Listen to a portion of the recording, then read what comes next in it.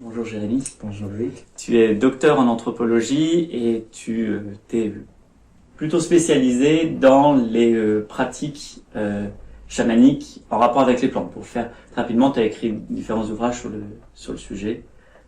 Oui, ça fait plus de 30 ans que je travaille avec les peuples amazoniens, surtout à les aider à défendre leur territoire, mais c'est vrai aussi à défendre leurs connaissances et leur système de connaissances que nous appelons chamanisme.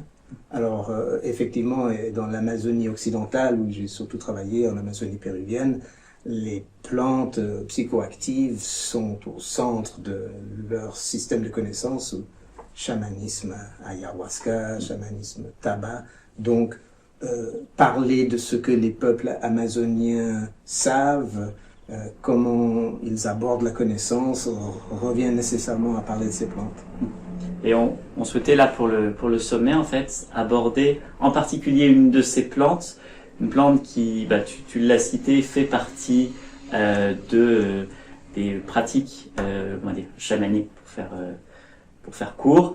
Et à côté, ça fait partie aussi de notre quotidien. Alors vous l'aurez peut-être reconnu, en fait, il s'agit du tabac, où il y a une espèce de grand écart entre ce que l'on peut retrouver dans ces usages premiers, ou je sais pas si premier le terme est très juste, mais et les usages qu'il y a actuellement dans notre société, Je pense que le mot premier est assez juste, dans le sens que le tabac, que ce soit le Nicotiana tabacum, qui est l'espèce qui se retrouve dans les cigarettes, ou la Nicotiana rustica, qui est la principale espèce utilisée par les chamans amazoniens, proviennent d'Amérique du Sud, de la partie amazonienne des contreforts des Andes au Pérou et en Équateur. Et ça fait plus de 4000 ans qu'il y a des preuves claires que les peuples qui habitaient ces terres-là à cette époque-là ont commencé à utiliser ce tabac.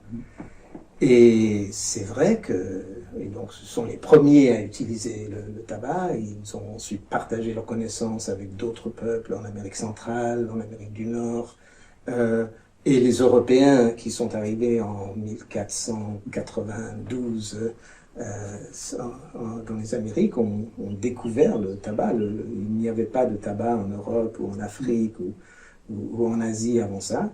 C'est d'ailleurs les Européens qui ont distribué le tabac dans le reste du monde suite à cela. Mais dans un premier temps, donc depuis des milliers d'années, les peuples indigènes des Amériques, et notamment en Amérique du Sud, notamment en Amazonie, considèrent le tabac comme la plante médicinale numéro 1 et la plante chamanique numéro 1.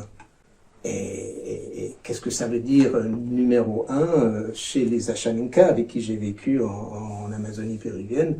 Le mot pour chaman, ou personne qui sait, c'est Sheri Piari. Sheri, c'est le tabac. Piari, c'est le docteur, donc le spécialiste du tabac. Si vous avez un problème, une question, quelque chose qui est arrivé dans votre vie, vous avez perdu votre doigté à la chasse, vous avez un problème d'amour, vous avez une maladie, vous allez voir la personne qui sait, et vous allez voir le Sheri Piari, et celui-ci prendra son tabac, déjà pour réfléchir à la question, poser son diagnostic, et ensuite ce sera le premier remède, dans le sens que c'est un antidouleur. Donc la première pratique thérapeutique dans le bassin amazonien est de souffler de la fumée de tabac sur l'endroit où il y a une blessure, que ce soit une morsure de serpent ou une blessure. Il aime bien la publicité. Aussi pour les plaies, c'est-à-dire que les feuilles fraîches de tabac désinfectent et accélèrent la cicatrisation. Et donc, dans ce sens-là, c'est dans l'arsenal des plantes médicinales et chamaniques, c'est vraiment la plante la plus utilisée et la plus répandue. Et d'ailleurs, ça fait partie des raisons qui ont motivé les Européens à être intéressés par ces plantes. C'est pas seulement parce que la nicotine stimule et d'une façon où on a envie d'en reprendre. C'est pas seulement ça qui a fait le succès du tabac, mais au XVIe siècle, les Européens n'avaient pas d'antidouleur ou de désinfectant vraiment utile. Donc, quand vous avez un problème de dents, par exemple, vous avez dû arracher une dent, vous mettez du tabac à l'intérieur de la plaie et ça enlève la douleur et ça désinfecte la plaie. Et donc, à partir de là, l'aspect véritablement médicinal de la plante de tabac, de ses feuilles, a fait partie de ce qui a propulsé cette plante dans une trajectoire mondiale depuis le XVIe siècle.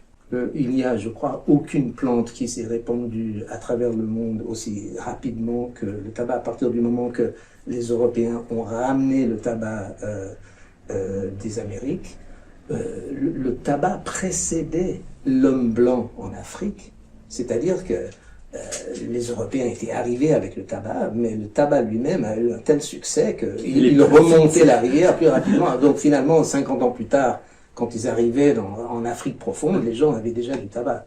La même chose s'est passée à travers toute l'Asie, l'Inde, le Japon, partout.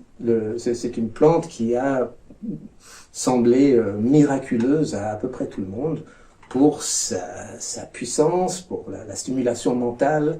Il coupe la faim, donc il a de multiples vertus qui ont participé à son succès. Avec des usages qui sont très différents, parce qu'aujourd'hui on fume le tabac principalement, il a été chiqué, il a été prisé.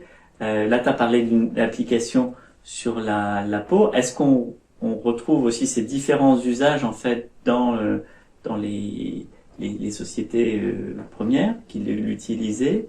Ou est-ce que ces usages-là, en fait, sont aussi liés à une espèce d'exotisme qui a amené à essayer de nouvelles choses? Donc les usages, les usages qu'on a pu avoir du tabac dans notre société. Alors, je pense que pour continuer la discussion sur le tabac, si on fait des allers-retours entre ce que les peuples indigènes des Amériques et notamment en Amazonie ont toujours de cette plante, et on compare au tabac tel qu'il est utilisé actuellement dans le monde industriel, on a vraiment affaire à presque deux choses complètement différentes. Et pour faire court, l'homme blanc, notamment en Virginie, donc les Anglais qui s'étaient établis sur la côte est des États-Unis, ont compris qu'ils pouvaient faire du commerce avec cette plante et ramener du tabac des Amériques et le vendre en Espagne, en Angleterre. Et ils ont appris à cultiver la plante des indigènes de la côte est, et ils ont ensuite sélectionné les plantes qui étaient moins intoxicantes, moins riches en nicotine. Et donc le tabac blond virginien, qui est le tabac qui est utilisé dans la grande majorité des cigarettes industrielles, c'est un tabac qui contient 20 fois moins de nicotine que le Nicotiana rustica ou le tabac brun chamanique amazonien. Pour les Français qui nous écoutent, je crois savoir que le tabac utilisé originellement dans les gitanes et dans les gauloises était du tabac noir amazonien, d'ailleurs de la région de Tarapoto. Du rustica. Et du rustica, plus fort certainement. Et donc tout le monde sait qu'il y a une différence entre une sorte de cigarette light et puis une gitane, mais parce que ce n'est pas le même tabac. Merci Jérémy pour cette introduction au tabac et aux différentes utilisations du tabac. On aura l'occasion dans le sommet des plantes médicinales d'aller plus loin et d'aller explorer en fait ce qu'est originellement dans les peuples premiers l'utilisation du tabac. Pour ça, je vous invite à nous rejoindre au sommet des plantes médicinales. Vous retrouvez le lien pour vous inscrire dans la description juste en dessous. À tout de suite.